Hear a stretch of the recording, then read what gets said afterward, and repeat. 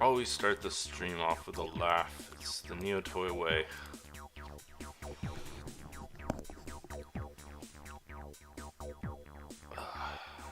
Alright, God. I remember how to do all this stuff all over again. Pop out chat.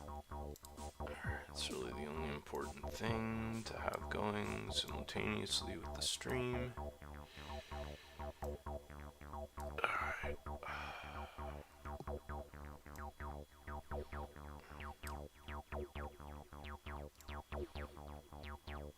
Just getting set up here, friends. It'll take me a little bit here. That's kind of a cool new feature.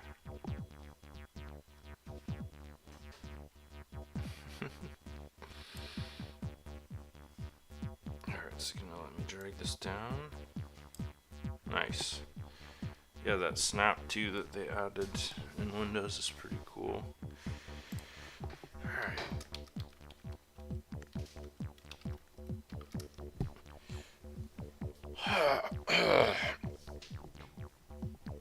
Oh God. First stream of 2023. Happy New Year. If anybody is in the stream, I'd appreciate it if you could let me know if you can hear me and if the audio levels are good. Kind of sounds like the normal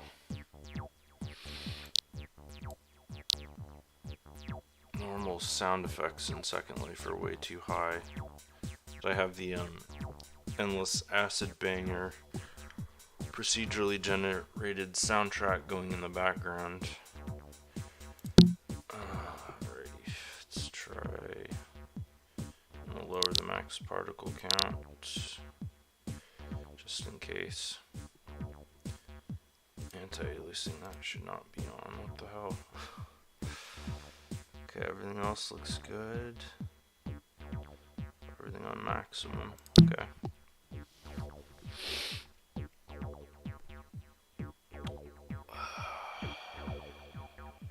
See, Friday, right? Alright, I'm just gonna check these levels really quick here. Okay, okay. Seems like the voice is coming through pretty good. I don't know, it could be a little higher, but I don't want it to peak too often. Alright. Let's see, live streaming. Alright, looks like the bitrate's not so great. Sorry about that. I mean, I'm hooked up to a gigabit connection here, but my local bandwidth isn't so great. Alright. I'm gonna set the world.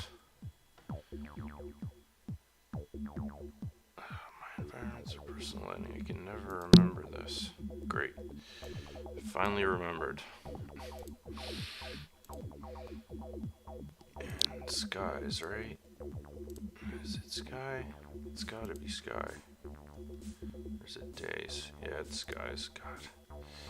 This new system is just so hard to navigate because it's so ambiguous.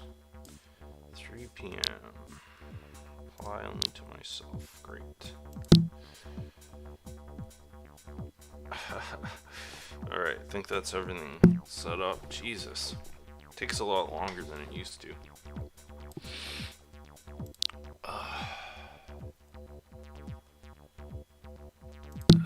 Alright. Let's see what's going on here in the world map. I wonder how much the grid has changed since I last was online. Probably quite a bit. It's probably like a whole new grid basically, except for a few of the really old kind of hardcore sims that just seem to hang on forever. I think I will turn the acid banger down just a little. It seems like it's maybe just a tiny bit too loud.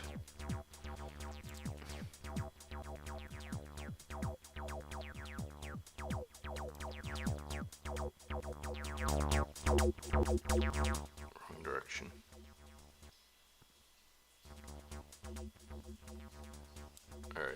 that seems just about right. Haha, Mr. Popular, with 0 concurrent viewers.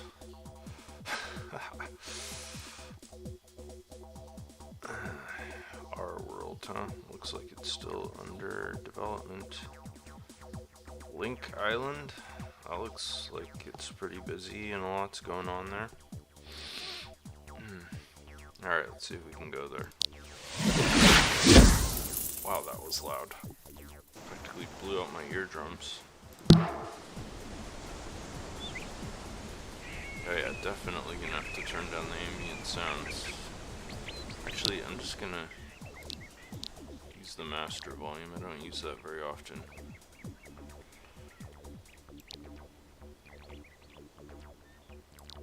There we go. That sounds about right. A little laggy. Just a tiny bit. I mean, I do have everything cranked up to maximum. I don't know. I think I'm gonna bring the draw distance down just a little.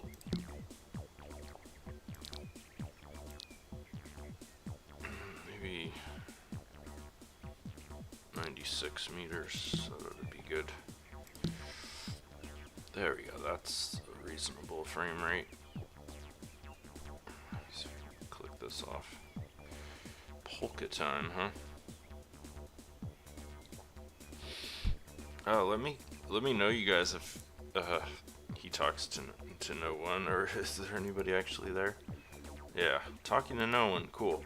Well, if someone was actually in the stream right now, I would ask them to let me know if they wanted me to turn off the music, because that's cool. This looks like mostly, nah, not mostly, but some Second Life generated content. You know what really shocks me about Second Life, like art galleries, which I've thought about this quite a bit actually, that it's so weird that a lot of the galleries, the art galleries in Second Life, the virtual art galleries, are still two-dimensional, he says right as he comes across the 3D diorama. But yeah, like, I would expect so much more stuff like this, right? I mean, it's just a natural fit, right? Because you're in a virtual world where you can control everything. Why wouldn't you make more interactive 3D animated style artwork? I mean, I get it, like a lot of it's just ultimately laziness, right? Well, not laziness, because that's kind of mean, but like, look at this. This is so cool. It's got a ball of yarn, like, integrated. Like, it's got a 2D, but then it's got a 3D element.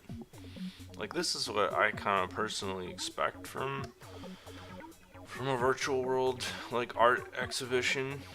And instead, a lot of people are just like, they take their 2D art that they've already created in Meat Space, and then they just paste it on a prim and put it up in the gallery.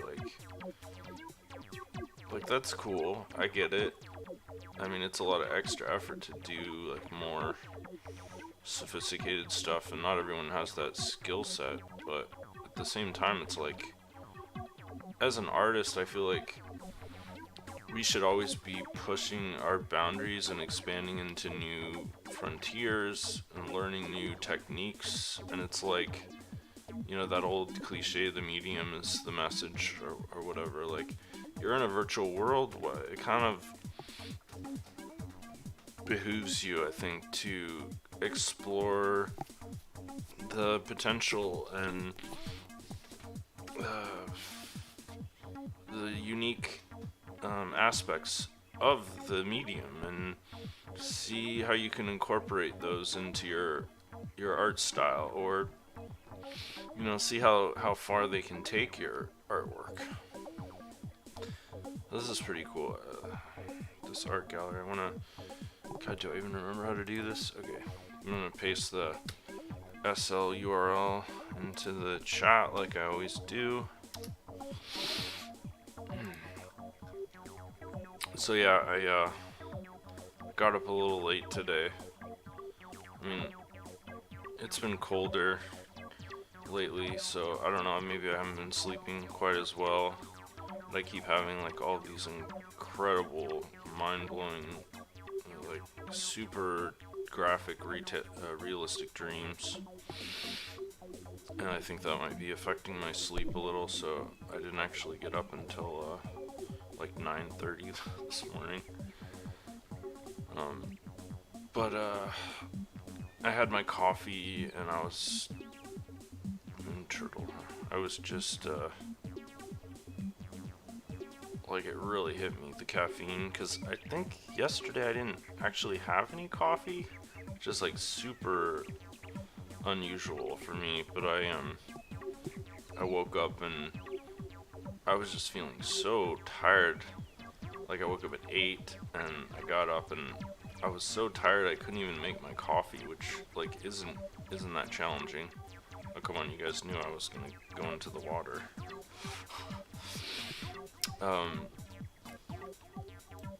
Yeah, I posted a video of my coffee making process on YouTube, so if anybody is really morbidly curious, they can actually watch me make my coffee and see how abysmally basic it is.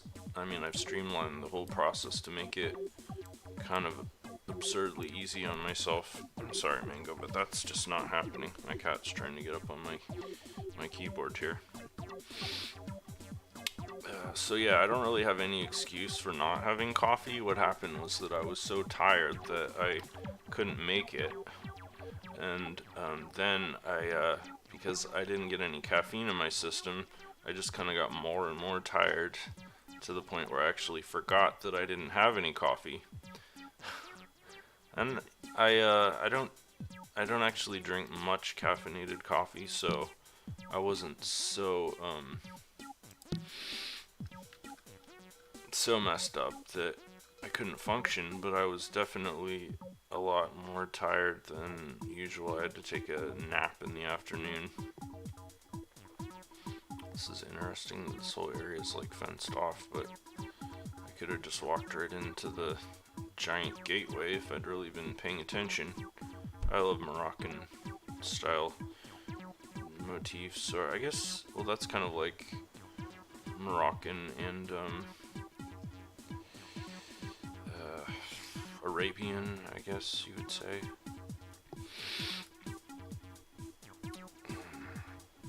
But yeah, so suffice it to say, yesterday wasn't a great day because of my lack of caffeine ingestion. And the whole point I was mentioning that is because today, obviously, when I get back on the caffeine pony, it hit me pretty hard, and so woke up late, had my coffee, just sitting there, and my brain is just going like a million miles an hour. I'm having like every imaginable thought. I just started reading my dad's latest novel that he just got published, and I put the PDF version on my Barnes and Noble Nook, and I was just reading this book and sipping my coffee and thinking about all these different things, and I was just like analyzing his characters and stuff. I can't help it. Like, I'm more of an analyst than I'll ever be like a writer per se, although I do definitely do a lot of writing. I can't focus on this because it's I think it's Animesh, or it's just part of, yeah, I think it's Animesh. That's pretty cool. The way it's tracking the surfaces, it's following a scripted path, but that's pretty cool. Wow, they even got the chicken wire mesh over the top of the aquarium. That's pretty cool. I want to see who made this.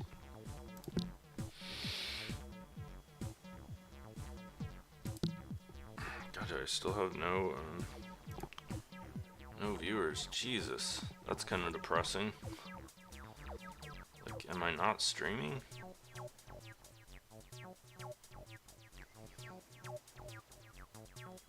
Maybe if I edit this a little. What the fuck?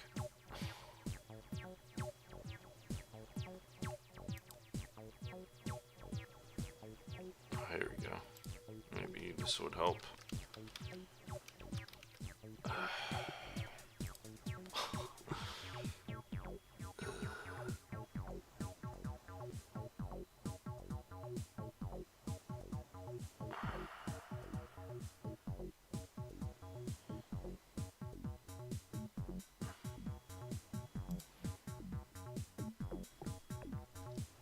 Damn, it would be useful if it let you,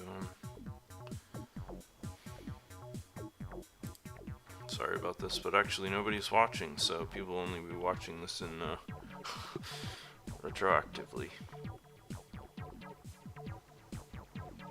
Like, that seems like really excessive. I guess it's accessibility, though. That's one of the things I've been thinking about a lot lately.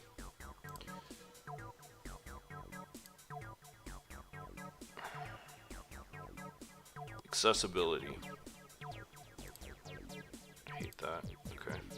I don't need some algorithm telling me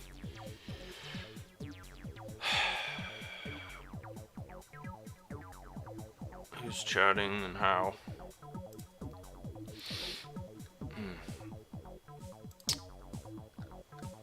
Yeah, accessibility, like, as I get older and, my ultimate capabilities,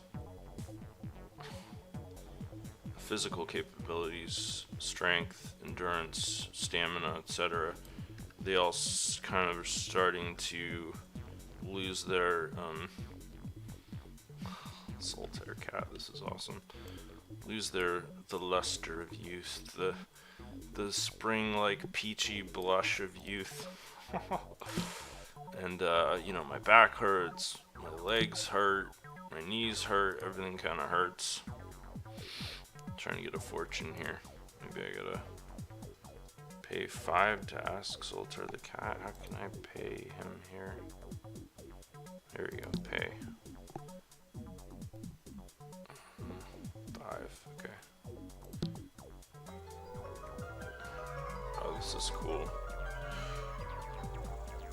Is it gonna like spit out a fortune, or is it just gonna tell me? Damn, this is so tight.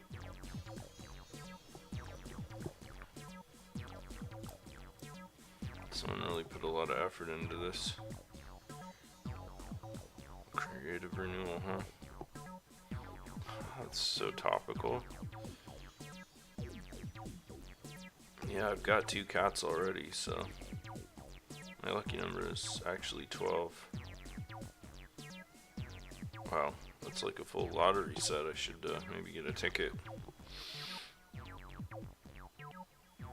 Oh, I got my 5 Lindens worth. Oh, cool. Even I did produce a little ticket, although sadly I don't get to take it with me. Thank you, Zoltar Cat. That was very exciting and entertaining. And yeah, I'm trying to be less insular today. That's for sure. With this stream, I haven't streamed in a million years. Actually, it hasn't been that long, but it feels like a million years. Anyway, what the hell was I even talking about? Oh yeah, accessibility. Like, as I get older and realize how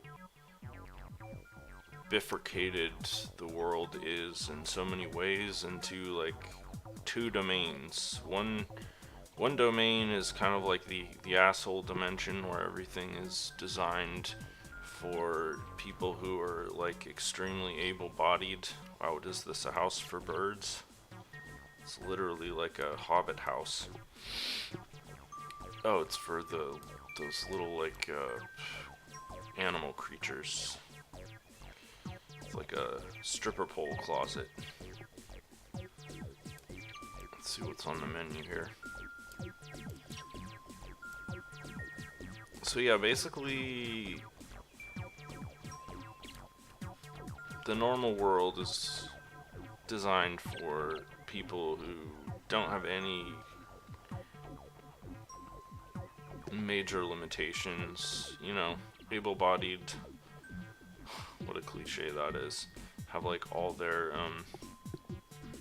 arms and legs and fingers and toes, and they can move throughout the world. And I guess that really kind of extends to the more metaphysical domains of economic, you know, fluidity and mobility. And yeah, so that's like sort of the asshole dimension. And I say that because the issue with accessibility as I get older and I'm learning is that once you reach a certain point and you lose certain faculties, you're kind of just like shuffled off into the margins, and that world, the big, beautiful world that used to be available, is a little less accessible, and of course, I'm still pretty young. I'm like middle aged now, so it's not nearly as bad as it is for people who are, you know, twice my age. But yeah, it's kind of a little disconcerting to have this cognition of like how things work. Wow, those are nice stock tanks. And then the other dimension is the accessibility dimension, which is just the most wonderful thing, because everyone, well, not everyone, there's always going to be a limit. And that's kind of ironic, but no matter how accessible things are made, there's always going to be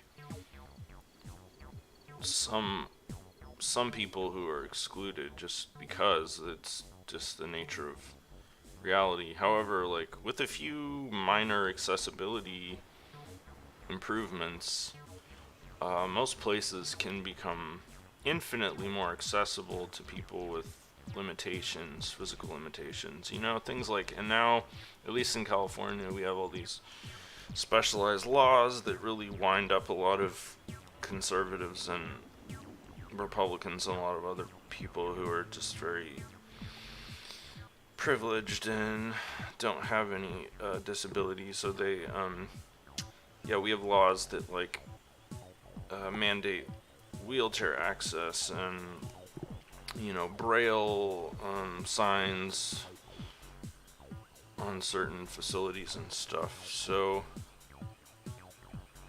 like things like that are pretty basic, and yet they really go a long way towards opening up the world to people who, you know, aren't as mobile. And yeah, I mean, I think out of all the things I could have talked about that were just flying through my head, hey, it's raining frogs. Is it like the plagues of the apocalypse? It's pretty cool, actually.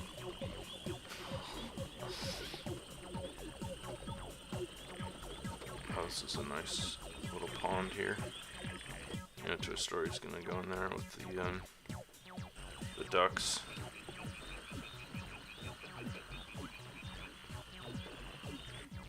And lotuses.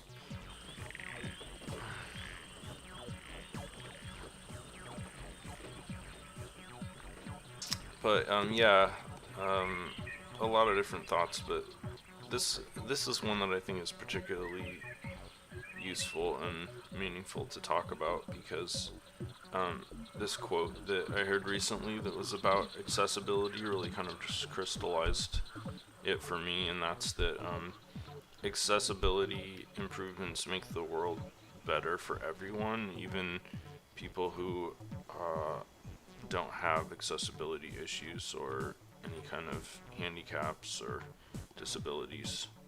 And it's so true.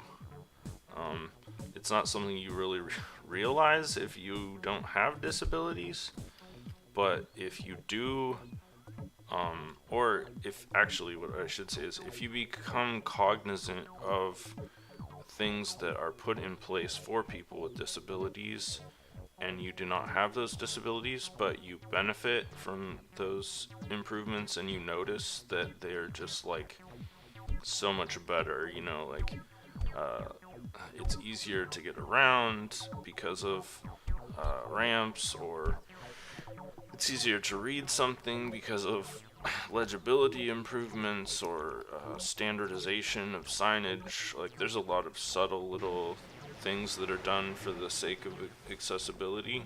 Oh, this is a cool looking clock. This is a pretty awesome sim, actually. So yeah, and then, you know, if there was any kind of a crazy counter argument to this, I'm gonna fly up here and sit on the lighthouse footbridge because this is pretty cool looking. If there was any kind of a counter argument at all, it would be pretty pathetic. Like, you know, I've heard people occasionally in my life say things about, like, how I don't know why they had to put Braille on here, or, you know, like, this ramp is just takes up a lot of space and it's in the way, and when the stairs are just fine for me. Stuff like that. And it's like really, that's not a very compelling argument. Like, I feel like there are very, very, very few instances, probably like 0.01% of instances, where accessibility improvements actually cause some sort of vague, abstract inconvenience for people who do not have any disabilities or problems at all. And it's like, wow, if you are taking such a minor inconvenience and making that big of a deal out of something that can change somebody else's life and allow them to enjoy something that you take for granted, like, wow, you are a huge asshole. And it's just really sad. And ironically, one day when you're old and infirm and you're not able to get where you want to go because of a lack of accessibility, then boy, you are really, really gonna not have um, any sort of thing to say without sounding like an absolute moron. So yeah, anyway, the bottom line, accessibility improvements make things better for everyone. That's just how it works, essentially. And it may cost a little more, it may add a little more complexity to the physical world, but it's a very small price to pay for, you know, the improvements to life that people experience who aren't as privileged or as mobile as some of us are. So yeah, I don't know, that's just something I've been thinking about a lot lately, especially on these really cold days when, like, my knees are hurting.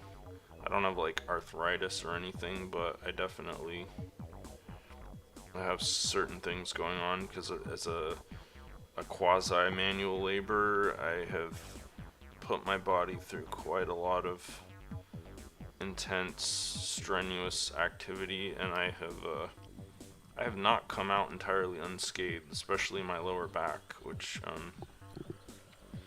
and my sciatica, which hurts a lot on cold days. I'm just doing sort of a last final sweep of the sim just to see if there's anything I missed, but I seem to have kind of a knack for systematically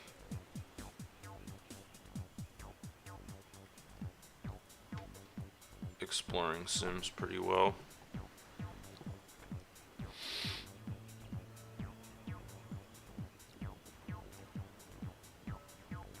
That's really nice. This is a very pleasant environment here.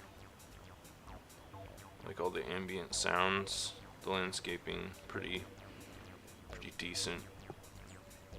That's a cool ghost boat. It's outside the bounds of the sim though, so I can't actually go to it. Yeah, so that's one sim.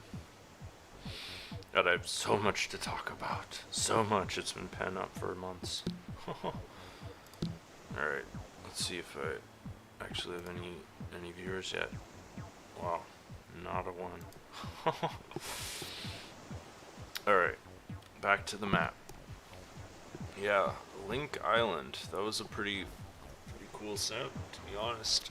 I mean, for just a random first click, I have to say I'm pretty pleased.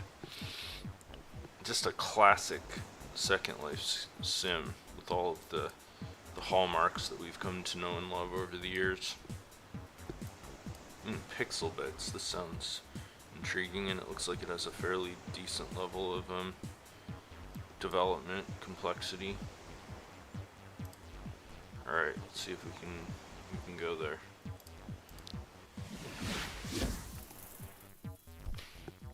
I'm probably gonna regret saying this immediately, but I feel like, oh wow, that Tory arch is awesome. I feel like for a while there, a lot of sims were just getting locked down all the time. I don't know why. There's these weird trends that happen in Second Life, but now we're going through like another period where people aren't locking down their sims as much, which is cool. Is this like a Christmas themed sim? Oh, it totally is. It's a Christmas themed sim. Oh, these are so weird. Ironically, my Christmas tree is still up, so I certainly don't have anything to complain about. Yeah, this is a classic Christmas village type sim. A lot of them exist in Second Life, and they are having a Christmas party all year round, which is kind of cool in a very weird and eccentric way. Much like my living room. Oh yeah, so the first thing that I started thinking about was God, I really got sidetracked, but like I said, I was reading my dad's latest novel and just like analyzing his characters, his character development and stuff, and it helped me realize that like in order to write really good characters, the secret to that is understanding your own psychology.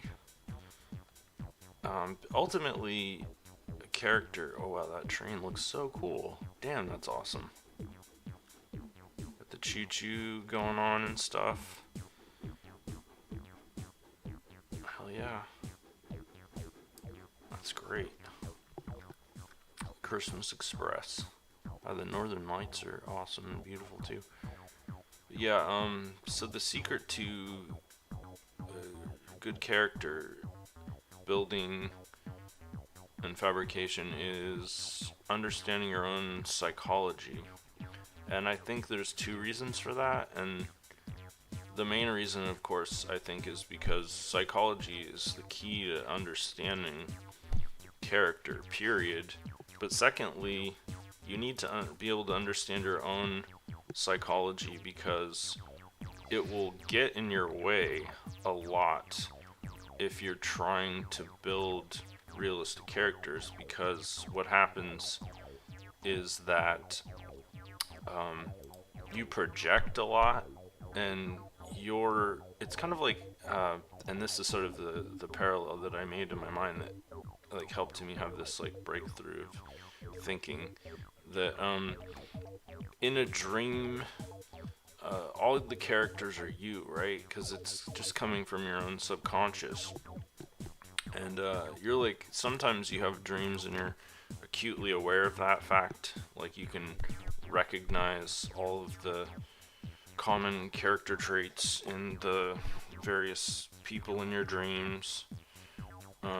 Other times, it's not so obvious, but I don't know if you guys have ever experienced this, but where you have this, there's sort of like a translucency in the thought processes of characters in your dreams, where it's kind of like you can kind of see into their heads, and even though they're acting independently and kind of doing their own thing, you kind of know what they're gonna do, you know how they're gonna react, you know what they're thinking, but it's just kind of this vague sense of it, and they're still somewhat autonomous.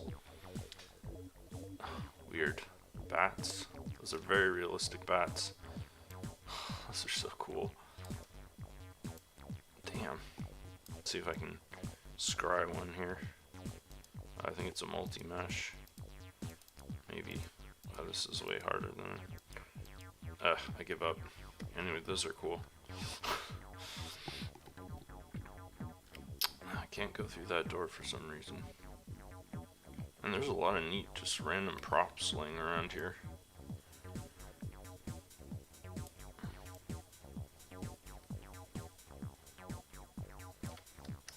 Ivy tastefully over the crotch. Wow, those candles sure are realistic.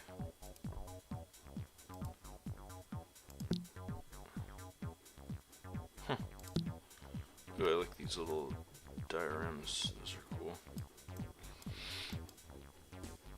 But yeah, that sort of translucency, I mean, is a dead giveaway, right? That the characters are being generated by your subconscious, not like we had a real meaningful alternative theory. It's not like there's a parallel dream world that exists independent of our brains, right? But yeah, so when it comes to dreams being generated by our subconscious, it's like a direct drive. There's no middleman of consciousness that our ideas are bouncing off of. I mean, maybe there is, I don't know, with lucid dreaming and stuff. That's kind of a really interesting sort of dimension to explore, but in general, I feel like it's just direct, hard coding. So the characters in your dreams are basically what your mind is capable of generating without all of the projection or interference of the conscious mind, basically kind of subverting or undermining your attempts to create realistic characters, which is why, you know, it's possible within dreams to just have incredibly realistic experiences. It's because, you know, your subconscious is unfettered. So my theory, at least, is that when you're writing characters, and you're writing like really good characters, that's because you're able to kind of like set aside consciousness, or inversely, you understand your consciousness so well that you're able to kind of like take your psychology,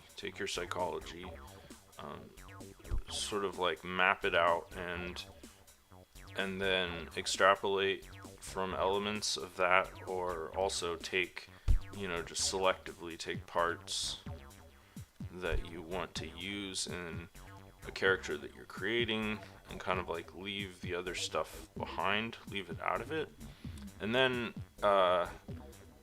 when it's like a bad character and it's not very well written, I think most of the time that's because like too much of the author's bleeding through like too much of their own preferences and their own ways of thinking.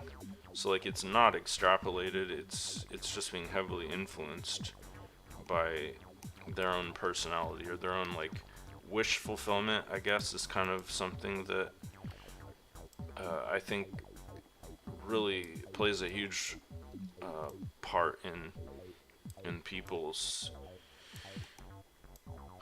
writing. I know it doesn't mine for sure. Well, some of it, not all of my writing, but some of it definitely. Backbone podcast. I'm gonna have to look that one up on my podcast app. It looks like so there's some major Yuri influences in here, pink triangles and such.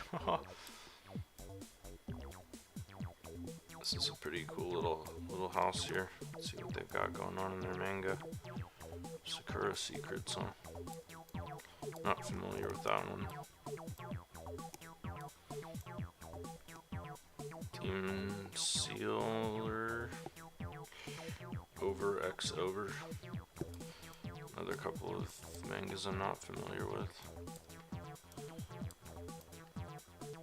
This is a tastefully decorated bungalow.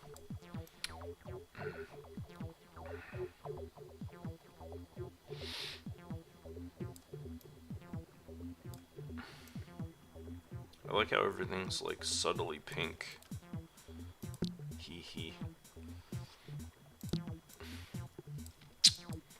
Oh yeah, the fridge test. Oh yeah, look at that. Oh yeah. Whoa, look at that smooth action on those freezer drawers. Damn. Oh my god, even the internal doors come out. That is top notch. Well done, whoever made this.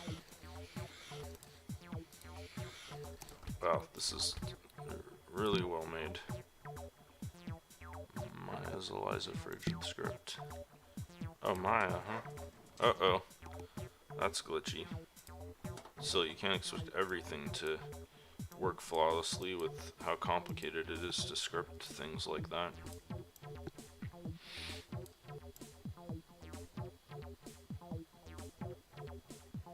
Half-deer, huh?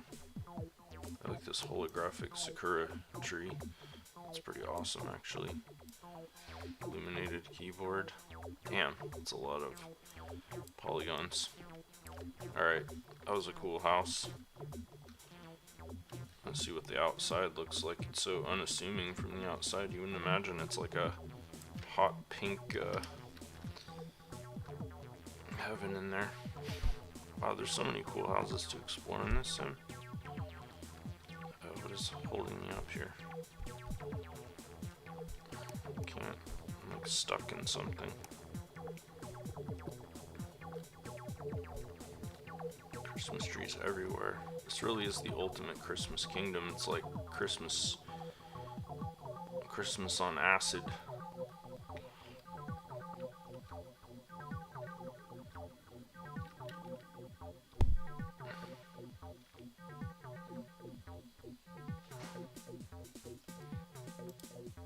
Alright, let's see if I can go into the Christmas lodge. Ooh, those are nice sliding Dutch doors. That's pretty tight. So yeah, like if you want to write really good, compelling characters, I think you have to be able to get out of your own way, and you have to be able to extrapolate and isolate certain personality traits and combine them in a coherent way that kind of like exists on its own. I mean, it has to have a life of its own if you're writing really good characters, I think.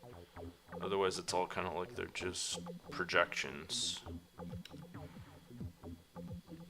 And that's just my opinion, of course. It's not like, oh, this is cool. It's like the toy factory. That's pretty awesome, actually. It's a neat little like conveyor belt setup with the toys dropping into the containers and stuff. Oh, this is like Santa's workshop, basically. Get back to work.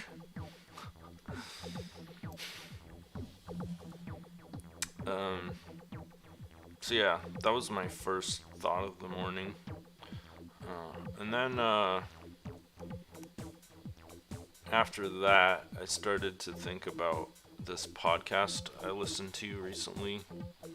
God, is it Throughline maybe? Or I don't know. I'm trying to remember, because I listen to so many podcasts. This one, it was about this really fascinating topic. I can't see if I can remember the terms. One of them was status quoist, and the other was like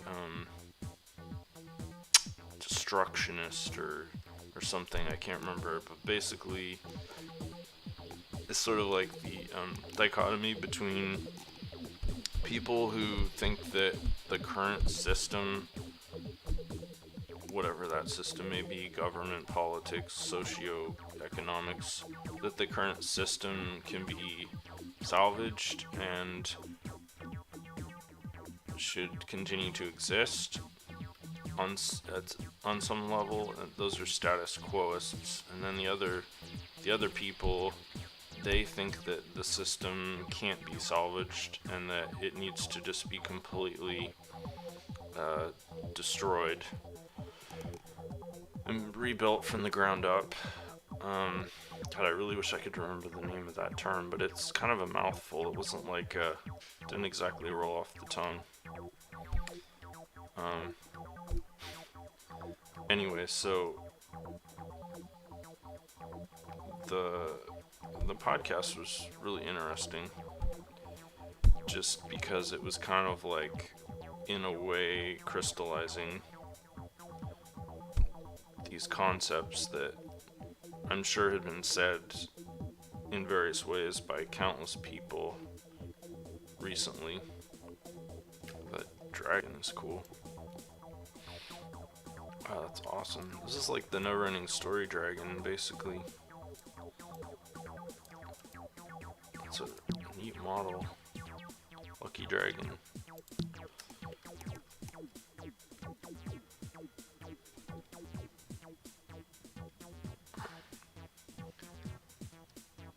But yeah, to like put it into this like very well-framed way was kind of a new thing. I mean, the interviewer of the podcast made a really good point about how a lot of people are in the middle camp, you know, which I think, yeah, I think that's pretty true. I would say the vast majority of people, well, actually, there were 2 points that were made, one of which was even better, which I thought that the guy was saying that, like, a lot of people are just trying to live their lives. They don't necessarily, they haven't really picked a side because they don't really have the luxury to pick a side. They're just so busy surviving that they haven't been able to reach that kind of level of debate, and so they just kind of ignore the whole thing, and they're just trying to live within the, you know, the context of the system. Alright, I think I've seen the whole sim now. I'm gonna copy and paste the SL URL here into the chat because this is worth visiting. Maybe more in December than in February, but still pretty cool.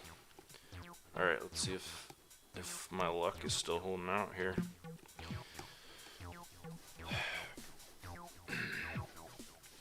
But yeah, so a lot of people probably don't even care, and then there's the vast majority of people who have the luxury to care are in the middle, and they kind of feel like, well, there's a lot of things in society and civilization that are unsustainable, totally nihilistic, and they just need to go.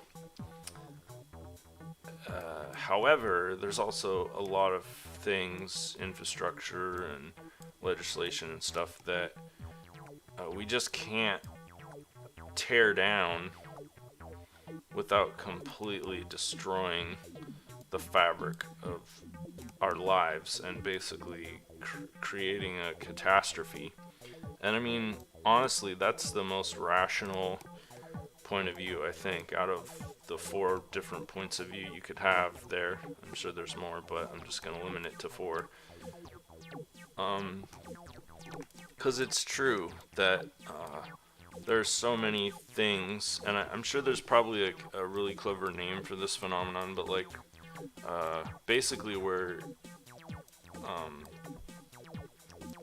it's in infrastructure, things are set up, they're in motion, and because they're in motion, you know, it's like you're on a moving train on a track that's going like 80 miles an hour. You can't just decide to take off the wheels or dismantle the track while you're moving, because if you do that, there's just going to be a huge train wreck and everyone's going to die, and it's going to be horrible. Of course, that's sort of a black and white analysis. It's not ever going to be a total catastrophe. There's always going to be survivors. There's always going to be holdouts. There's always going to be infrastructure that refuses to collapse despite the best attempts of, you know, however many people are trying to cause an insurrection or whatever. So it's none of this is black and white. It's always going to be gradations. But really, when we talk about any of these kind of both of these look really cool. I want to check both of these out. This looks like a fortress of some kind, probably an art piece, and this looks pretty crazy cool, like really intricate landscaping. So I'm gonna see if I can go to here first.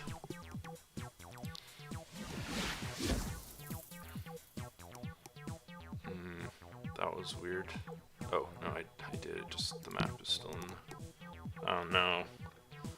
Okay, either I was really high up on the last sim, or this sim is way up in the sky and there's no landing point. So I'm gonna see if I can go all the way down to the ground.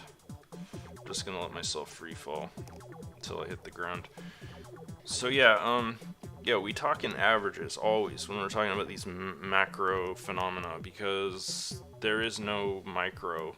There's no like taking one human being and isolating them in this big sea of phenomena. It's always just the entire amorphous nebulous cloud that we're talking about, and averages. So this idea that society could just be wholesalely tossed in the rubbish bin and rebuilt from the ground up is a total fantasy. It could never happen under any circumstances. But for the sake of argument, wow, I was really high up in the air. For the sake of argument, if such a thing were possible, you know, it's fun to discuss, like, hypothetically, whether or not it's ethical or if it's a real solution, all of that, etc. Oh, wow. Yeah, these lanterns sure are popular. Let's see who made these. The ethereals. Oh, yeah, Antares Altair is someone I'm familiar with. Looks like a dance floor, huh? So yeah, anyway, the whole podcast was about this, but the thing that I wanted to talk about that really intrigued me. Okay, first of all, this woman who wrote the initial article that the podcast was about, like, I don't know, she sounded like she was like maybe in her 40s, 50s, could have even been in her 60s, but I'm not so sure. Anyway, there was a quote in the podcast, like a very specific quote that I thought was very interesting. It's too bad the sim really is like in outer space and I don't know how to get up there, so kind of feeling like I'm not gonna be able to enjoy this one as much. Alright, we're gonna try... Yeah, that looks like an old screen cap. Alright, I'm gonna try Lamoka next.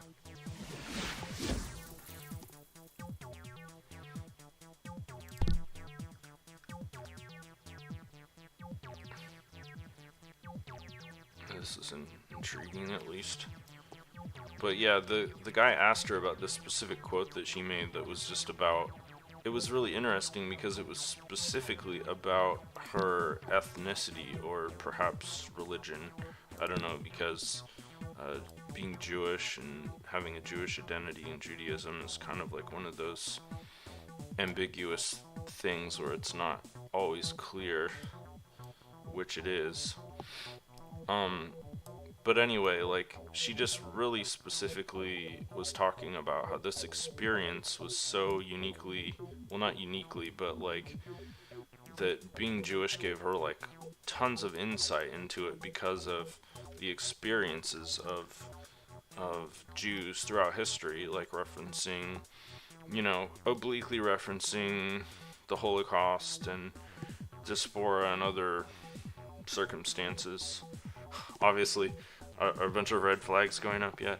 No, because I'm not like anti-Semitic in any way whatsoever, and I actually am like partially Jewish. I'm not sure exactly how much, but like enough, whatever that means. Now that sounds kind of vaguely racist, but anyway, no, I'm not coming at this from an anti-Semitic angle at all. It was rather that, as I was listening to her talk about her personal experience of being Jewish, and just kind of like thinking about how deeply connected a lot of people feel to their ethnicities, and not just their ethnicities, but their the historical legacy of their ethnicities, which is really a fascinating phenomenon to me, because I'm the kind of person who just hates ethnicity. I hate the idea of genetics, and history, and what's the word? Ancestry, like playing some sort of role in a person's destiny and personality. And it's like, Jesus Christ, like, be your own person. Like, you don't need to carry around the weight of, you know, people who have been dead for a really long time. And yet, on the other hand, like, I'm not stupid enough to where I'm just going to think of it in those terms, because as you get older, you really start to feel the weight of history and your experiences and trauma, which was another thing I forgot to mention in the whole character development thing for writing. Like, the two things that I think make the best characters and stories, and also are responsible, like two of the biggest motivations or actuators for creating characters in stories, is trauma. Trauma is one of them. Like, whether it's suppressed, whether it's conscious, like living out, processing, recovering, sometimes going deeper into and experiencing more damage in through writing out trauma, reliving trauma. Like, all of that stuff is possible, but that is one of the biggest elements, and this is quite the build.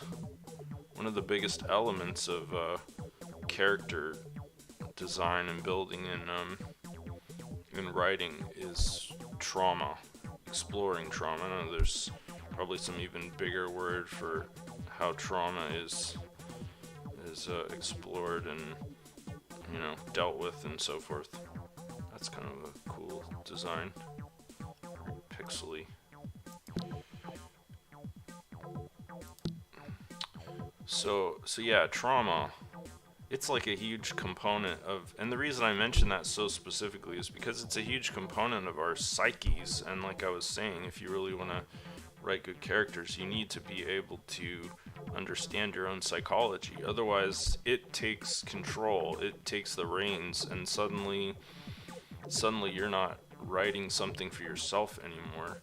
Your trauma is just writing through you, and you know, trying to resolve itself in some way, or you know, trying to self-destructively inflict more trauma, because that's one of the really weird attributes of traumas, that it causes us to hate ourselves sometimes and to be self-destructive, even though that's the last thing in the world that we need if we're traumatized. But I don't know, it's an automatic sort of mechanism in evolutionary psychology to kill us off, so that so that the species can thrive. I don't know. It's obscure. It's hard to say. But anyway, yeah. So I don't like the idea of. I think I'll post the SL or URL to this just because it's a curiosity. I don't like the idea of people being dominated or ruled by their generational trauma or past trauma, or their genealogy, but you can't be naive and say that that's not a thing, because it is. It's a huge thing, and just because something happened 400 years ago or whatever, it doesn't mean that it isn't in some way still happening now. And especially with like epigenetic research and stuff, it's not even clear whether or not it's excised from our genetic makeup, and it's quite possible that trauma is embedded in our genes and our DNA somewhere, and that it's still there, you know, because everything is recorded on some level in our environment, in our bodies, in our genetics. Like, that stuff doesn't go away. There is no away in nature. So to act like it just happens in a vacuum and everything's hunky-dory, you know, after the fact. I mean, the evidence or the proof is in the pudding, in the fact that things like racism and anti-Semitism and all that stuff still exists today outside of the scope of what people do on a daily basis that reinforces all of those negative, tendencies in human beings. Like, even if we were to take away all of the social conditioning and so forth, there's still a lot of energy, or whatever you want to call it, bouncing around inside society and the psyche that is inescapable. Like, you can't avoid it no matter how hard you try. You can reprogram yourself and you can heal, but that, once again, that doesn't mean it doesn't exist, and it doesn't erase it from the space-time continuum. So, that's something that I think is a bigger consideration than sort of this attitude of like, oh yeah, let's just move on and pretend that because these things happened so long ago that they aren't in play any longer. And I'm having trouble finding a new sim here. One big party. Little Fox flagship. I don't know, there's so many choices. Intoxicating. That sounds kind of cool. Looks like a clusterfuck though. Should just pick a sim, huh?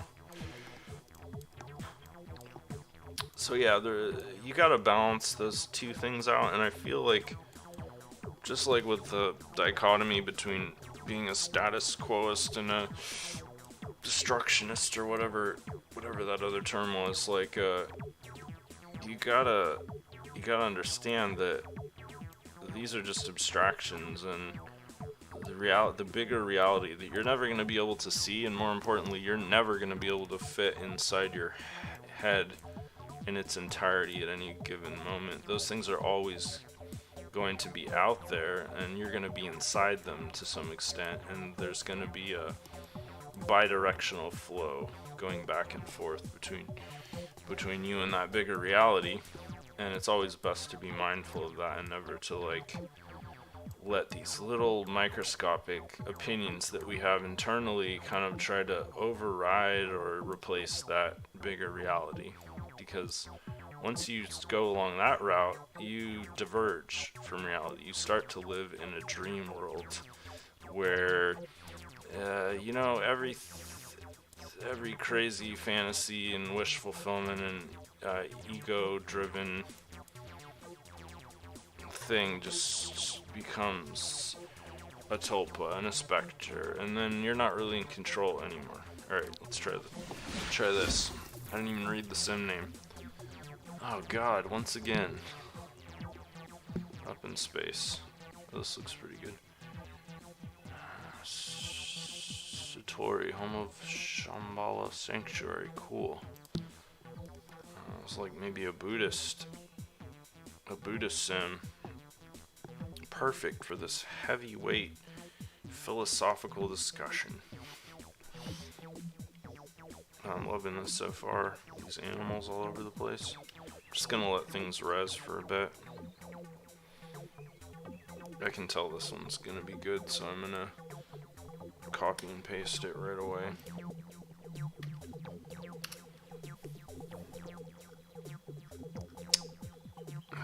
So yeah, let me see if I can regain my train of thoughts here. Oh, home rentals?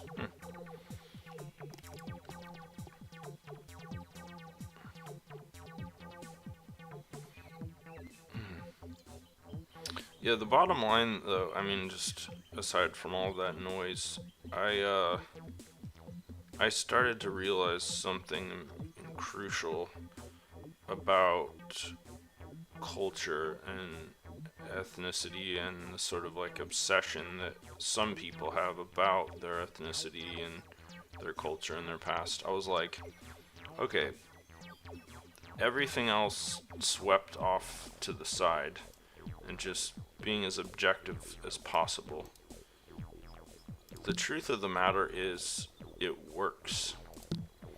And what I mean by that is that when you have sort of a cultural self-obsession or an ethnic self-obsession, it gives you an edge as a being, as an animal. And I don't know if that's always going to be true, but at least for now in our contemporary world, it totally is. And so if you don't have that, if you're not on some level obsessed with your culture and ethnicity, you are not, you're not going to be as, like, I don't know, I don't want to use too controversial of a term, but like effective comes to mind. And here's why I think this is. It's not for the reason that you might think. It actually has nothing to do with the culture or the ethnicity itself. It entirely has to do with focus.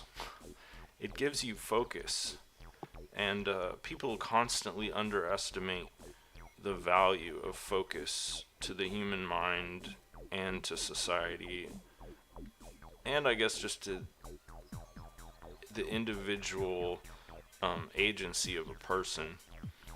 The truth is that if you don't have some sort of grounding force, some sort of categorization or mentality, like template to go upon, that what you have to do ultimately is build everything from scratch, from the ground up. Just like as if you completely destroyed society and had to build from the ground up. That would take a really long time, and it would be Stone Age for a while, and it would take a long time to get up to a state where you could say, oh, this is a modern civilization, or, you know, our idea of a modern civilization. Wow, this is really cool, like astro, I forgot what these are called now. Maybe it says. Wow, look at all those subtle little things. Old magic, it doesn't actually say. Oh, there we go. I knew it was gonna like do something at some point. Oh, it's tight.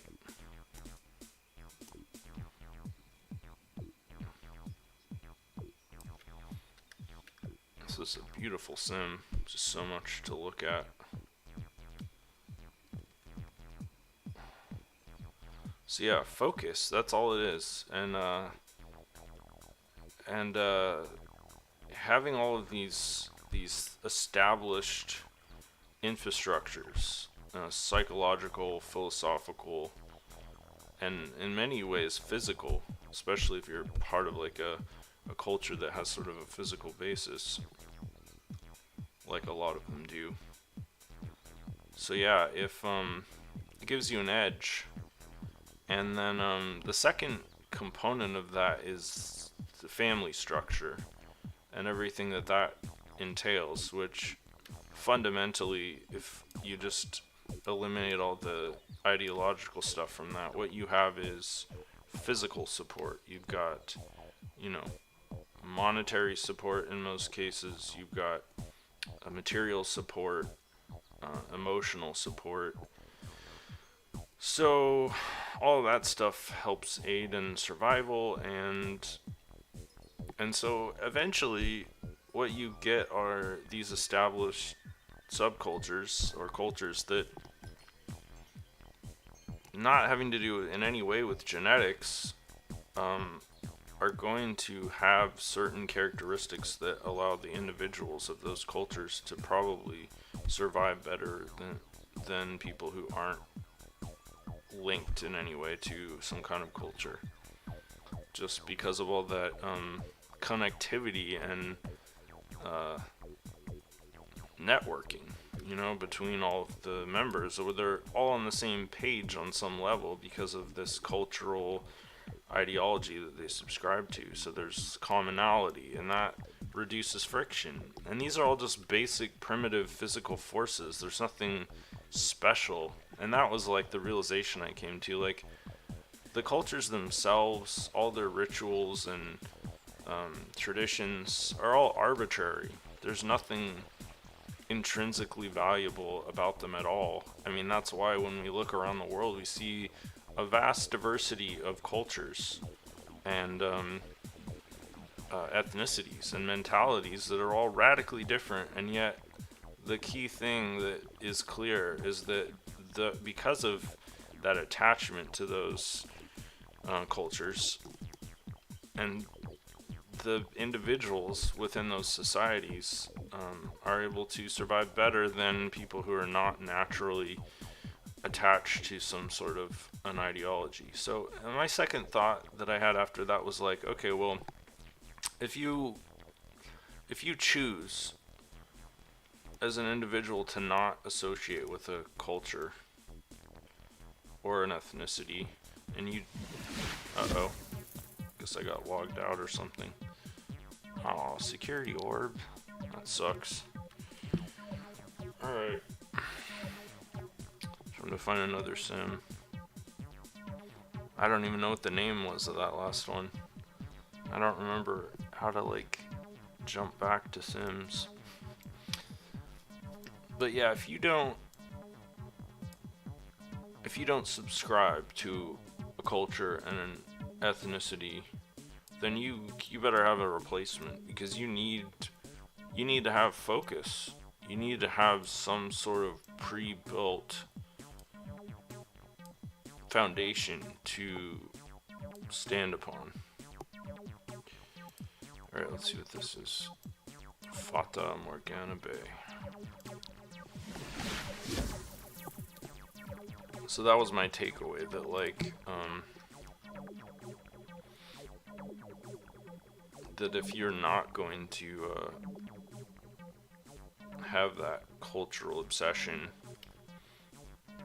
then you'd better come up with a replacement to be competitive. I mean, that's kind of the dark underbelly of the whole thing, and that's the damage. That's what I don't like about genetic attachment and cultural attachment, is because even though this isn't an intentional thing, it harms other people indirectly, because it creates a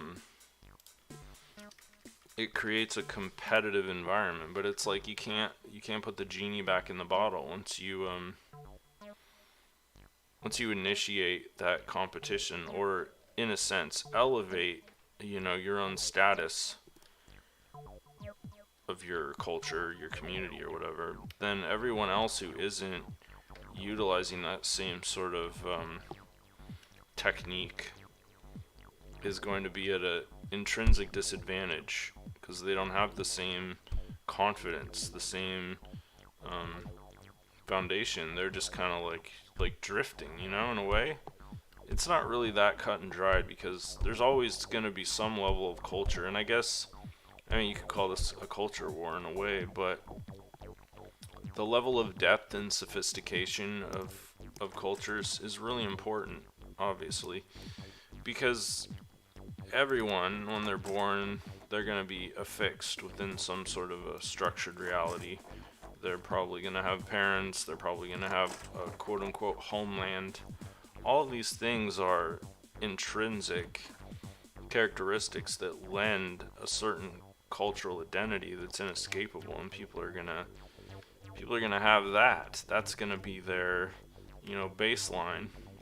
But then when you're born into a culture that is like incredibly self-obsessed and has like an incredibly deep and long history with all kinds of things that have happened and experiences and stuff that are all going to be related from birth, well, that's just on an entirely different level.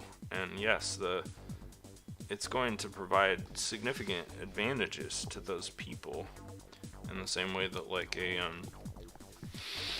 really secure and opulent home life is going to create the best outcomes for children. Alright, back to the map. Yeah, Fata Morgana Bay was kind of just a one-trick pony there, with the house and some rudimentary landscaping. Oh, this is cool. It looks like a turtle. Terrapin, I think that's actually a term for turtle, isn't it?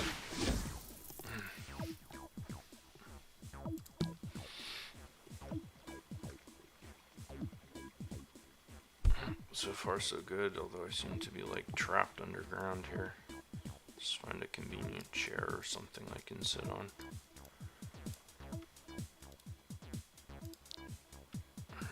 Alright. Nice. Do some light meditation here. Wow, this is fucking beautiful. Deep peace, that's my jam.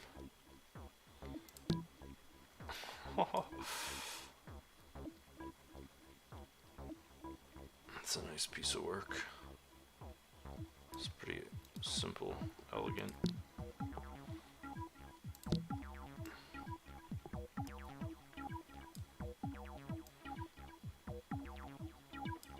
Koi pond. What are those? Red snapper? I know those are kind of like Chinook salmon, right? Oh, this looks promising. Alright, let's take a walk around. Let me the SL URL here quick.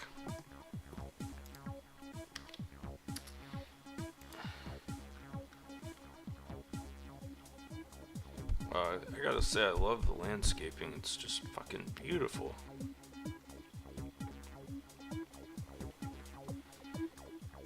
Yeah, so the more takeaways from that whole thing was just that, like, culture is intrinsically arbitrary, but it does give you an evolutionary edge.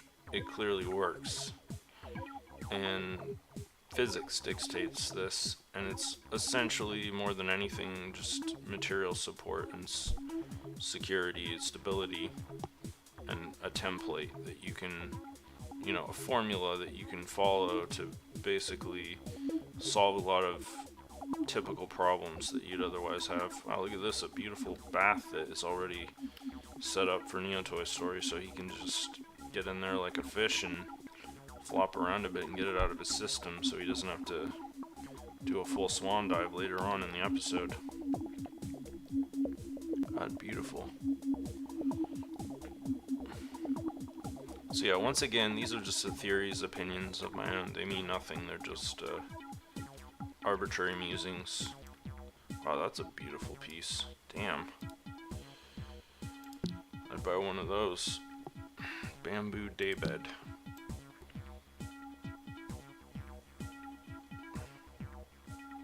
Texture works. Well, it's good for the size, for the scale, and what it is. Alright, I want to see that Tory arch down there, but let's give this gong a try first. Nice. And they left out some sushi for me. Yum.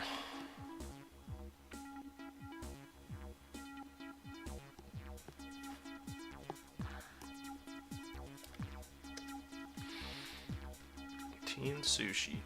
It's perfect lunch. Alright, wow, this is really well pathed. I was just kind of wandering and I stumbled right onto the main path area. Landscaping is top notch. Look at those lupins. Those are incredible. I'm going to be growing a lot of lupin this year, especially there's an edible variety that I discovered. Which, I mean, how cool is that? My plan this year, I don't know if this is a thing, but I'm going to try to create a nitrogen fixing garden. That's my fantasy, is to like grow as many edible plants as possible that also fix nitrogen, because, you know, that way you're kind of taking a shortcut. You're reinvigorating the soil as you grow food, so in theory you can grow more productively, and also you won't degrade your soil over time. That's my theory behind it. And there aren't too many nitrogen fixing plants that are also highly desirable and edible, but there are a few. Apparently even now there's well, it's ancient, this Oaxacan corn that fixes nitrogen. That's very ancient, which is like, that's kind of a big deal. That's a real game changer, because corn's obviously one of the major food crops in the world. In fact, I think it is like pretty much the soybeans and corn maybe are like the biggest food crops in the world. I'm not entirely certain about that. Someone else would probably know. Man, it sucks that there weren't a lot of people in the stream today, because I feel like we could have had some really good conversations about all this stuff. But, oh well. There's a beautiful little atrium here. Little dust bunny.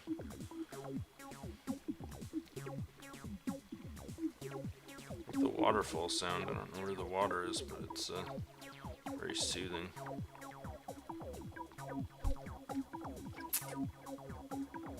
I guess it's kind of all around. Kind of want to just go off-road here and walk down the waterway. That's where I started, right there. Alright, he just can't resist. Huh, I'm just walking on top of the water like Jesus. Oh, there's something down there. This is why Neotoy Story is always getting into the water. He's always getting his feet wet, because there's always some secret hidden submarine world to explore. Wow, this is cool. Little grotto down here. Ugh. It looks like an entrance to something, but oh yeah, it is. That's cool. A little secret door there into the grotto. And someone really put a lot of time and effort into this. It's a very cozy and comfortable environment.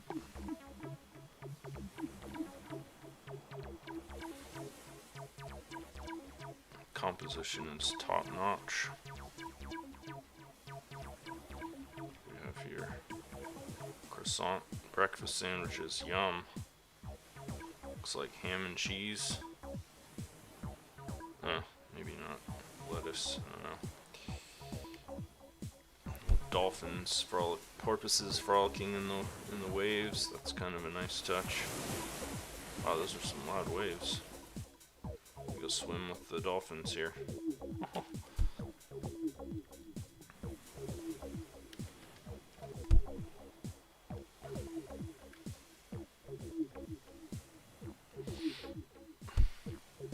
So yeah, that was pretty much how I started my extreme caffeine fueled morning.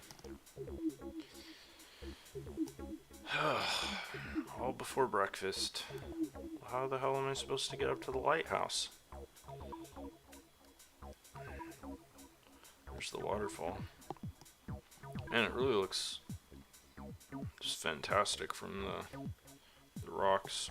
Oh, I get it. It's just a prop lighthouse. You're not actually supposed to go up there. That would have been kind of cool if it was if there was like a little trail all the way up there. Although it doesn't. Yeah, it's just an empty shell inside, so it kind of puts the kibosh on the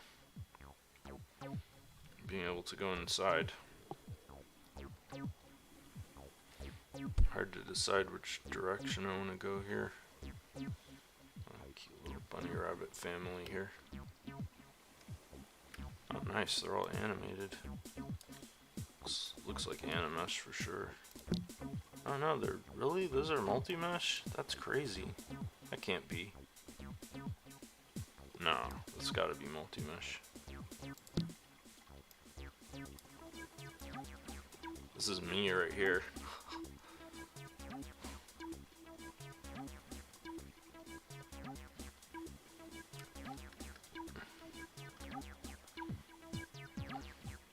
I haven't used, actually, you know, I don't think I've ever even had a virtual reality headset on my head, ever.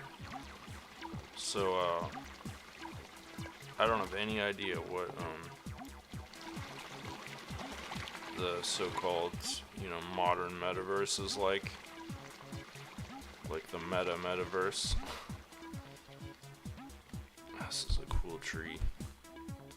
So, I always get so amazed by the stuff that people do in Second Life, and it's been my consistent assumption that because Second Life is so much older and it's attracted a substantial amount of talent, that it's basically like the best, and that you won't be able to find anything quite as incredible as what you will find in Second Life in any other metaverse, wannabe.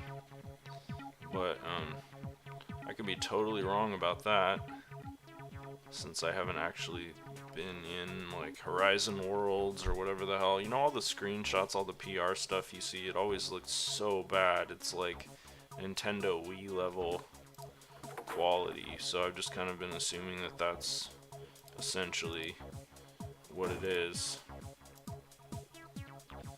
But correct me if I'm wrong. Anybody who's actually been in the metaverse, the metaverse. It feels stupid saying that, but I don't know how else to differentiate them. And Facebook doesn't even technically exist anymore, really. I mean, well, it does, but it's also really just a domain name now. Lots of nice little details on this building.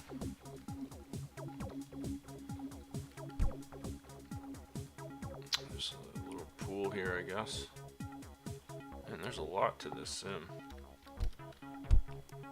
Oh, that's nice. These little sconce fountains. Beautiful. I love the topology on these. Some really nice details.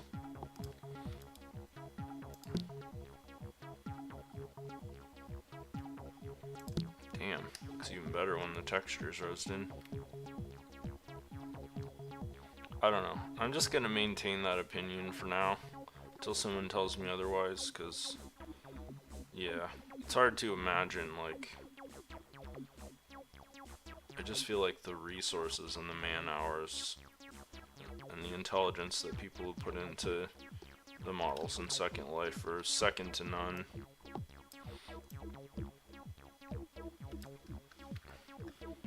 Which is kind of funny, because obviously, like, with these Silicon Valley giants like Meta and Facebook and whatnot, like, you would think that would just suck up the most insanely talented, virtuosic modelers and coders and stuff in the whole world. So you would kind of expect the output to just be mind-blowing. That doesn't seem to be the case so far, and I think that's partially just has to do with the fact that because Mark Zuckerberg has, been such a like choke point for the whole thing, that apparently he's kind of a control freak, that he's really holding it back a lot by imposing a bunch of meaningless restrictions in terms of the direction that the platform is supposed to go according to his own sort of bizarre vision. But once again, that's just more speculation on my part.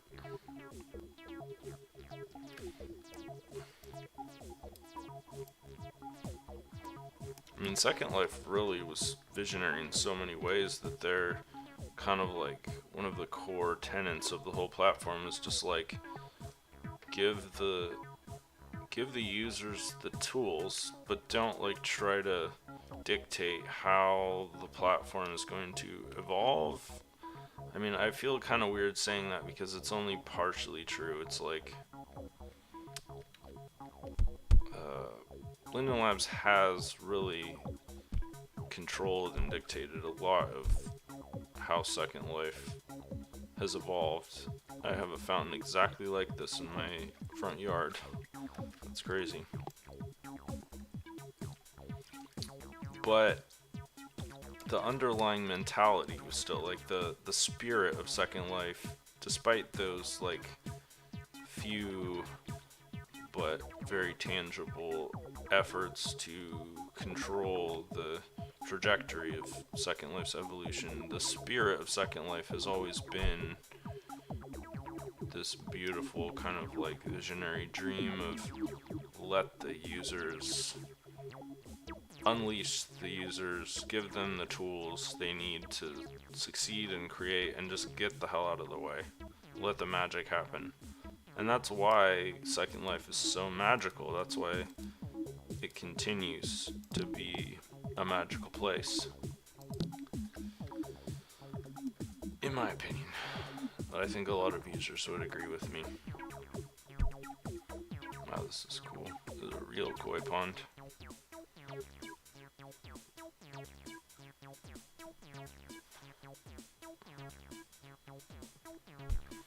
Second Life is the most magical metaverse. That's one way to say it. I really want this tree to res. Wow, that's cool. Texture works a little bit muddy on the trunk, but otherwise it's still a cool build.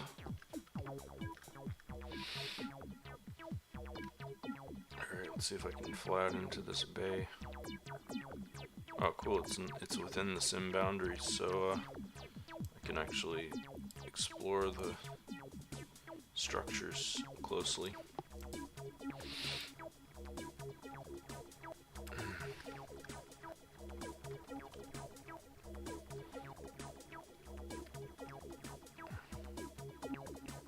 Ah, cute little otters.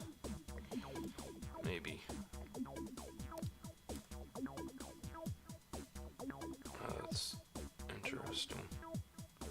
The textures haven't resed yet. I'm assuming once they do, these are going to be a lot more interesting. They're definitely animesh. Oh, these are sea otters. Oh, these are multi-mesh. That explains why they look so weird. But well, they have materials, which is cool. Oh, these are very realistic. God damn it! I can't, because they're multi-mesh. Or I can't lock onto them. Damn, that's some real fidelity there. Little blinky eyes and everything. What's up with this guy? He's kind of just dog paddling.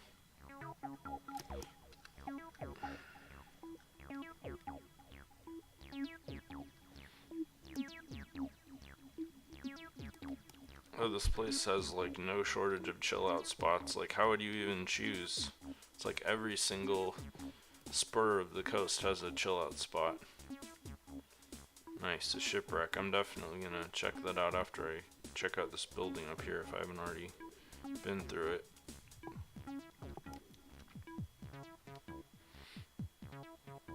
God, I gotta say my navigation skills have just been on point today. I'm moving through the world with a superhuman fluidity. Normally when I'm flying, I'm just like bashing into everything and bouncing off of every rock. But I'm missing every door and window, but for some reason I'm just nailing it today. A nice French press.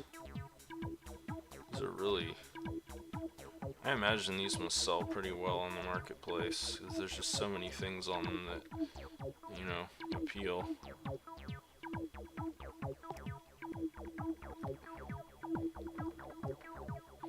Alright, time to explore the shipwreck.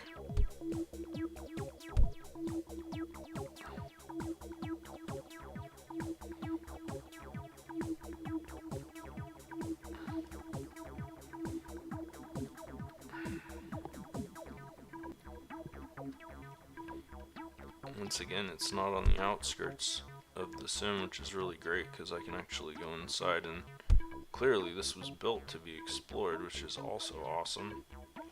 This is like a totally habitable structure. Oh, I love the way they did the broken glass in the windows. That's just really a neat touch. Wow, yeah, this is a real labor of love here.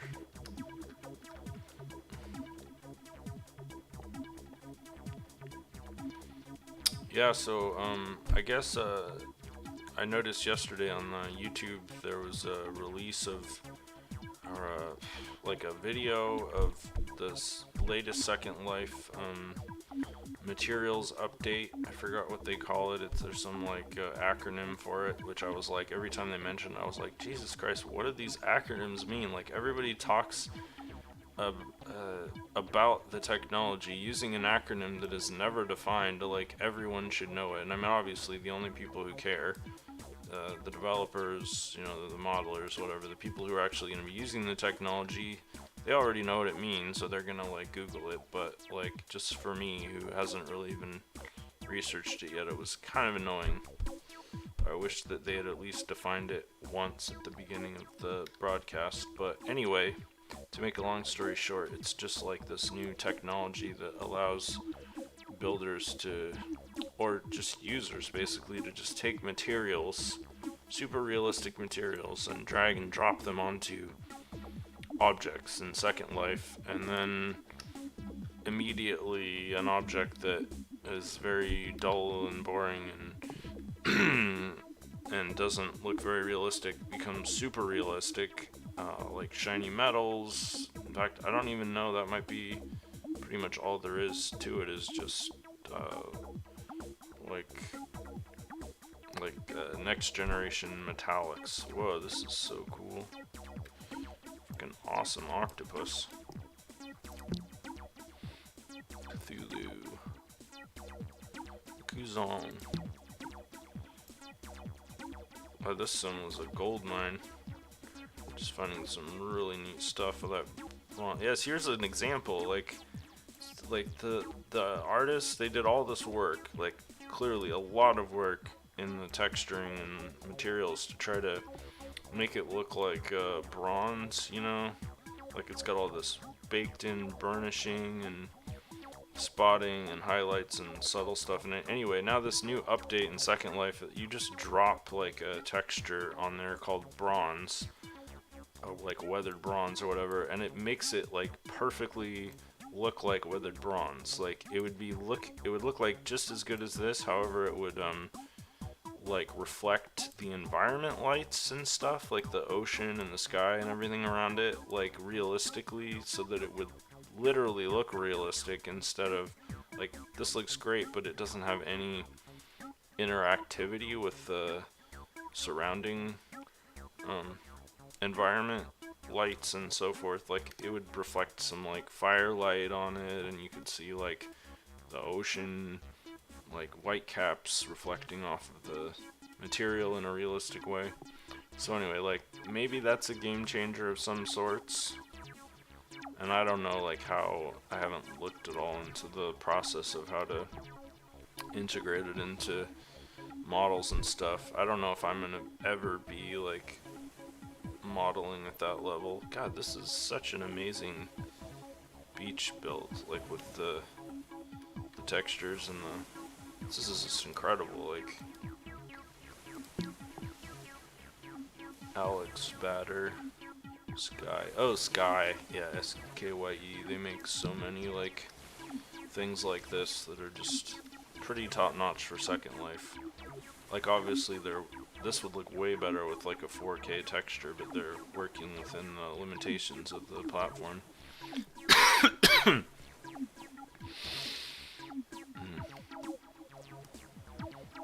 Alright, if I come full circle, I think so. This kind of looks like where I started my circuit of the island. I think I've seen everything. This is a tight sim. Whoever made this sim is really talented. Let's see if I can just get a scry here. Terrapin Tribe is group owned. Turtle Time. Yeah, cool sim. I think I pasted the SL URL in there. Yeah, cool. Yeah, that one's definitely worth checking out. I don't know, I'm kind of out of steam right now. This seems like a high note to go out on. I don't even know how long I've been streaming for. Let's find out. How